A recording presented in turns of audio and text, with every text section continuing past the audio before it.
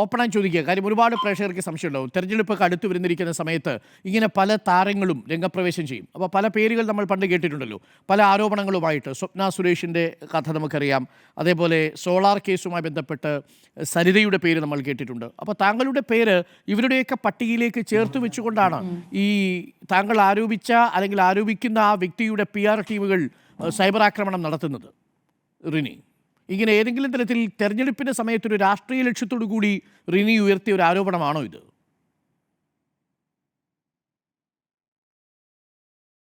ഒരു കാരണവശാലും അല്ല. തെരഞ്ഞെടുപ്പാണെന്നുള്ള കാര്യം പോലും ഞാൻ ചിന്തിച്ചിട്ടില്ല എന്നുള്ളതാണ്. ഇത് ഈയിടെ സമൂഹ മാധ്യമങ്ങളിൽ ഇതിനെപ്പറ്റിയുള്ള വാർത്തകളും കാര്യങ്ങളും വന്നപ്പോൾ ഒരു സ്ത്രീ എന്നുള്ള നിലയിൽ പ്രതികരിക്കണോ വേണ്ടോ എന്ന് ഞാൻ ചിന്തിക്കുകയും ആ സമയത്ത് ഒരു ഇൻ്റർവ്യൂ കൊടുത്തപ്പോൾ അതിൽ സ്ത്രീകളുടെ വിഷയങ്ങളെക്കുറിച്ച് സംസാരിച്ചപ്പോൾ ഞാനത് സന്ദർഭവശാൽ പറഞ്ഞു പോയൊരു കാര്യം മാത്രമാണ്. സത്യം പറഞ്ഞാൽ തെരഞ്ഞെടുപ്പ് ആണെന്ന് പോലും ഞാനങ്ങനെ ആലോചിച്ചിട്ട് പോലും ഇല്ല എന്നുള്ളതാണ് അതിൻ്റെ വസ്തുത എന്ന് പറയുന്നത്. ഞാൻ സ്ത്രീകളുടെ വിഷയവും പ്രശ്നങ്ങളും ആ രീതിയിൽ മാത്രമേ അതിനെ ചിന്തിച്ചിട്ടുള്ളൂ. ഇപ്പം എന്താ പ്രശ്നം എന്ന് വെച്ചാൽ ഇതൊരു വല്ലാത്ത രീതിയിൽ ഇവർ വ്യാഖ്യാനിക്കുവാണ്.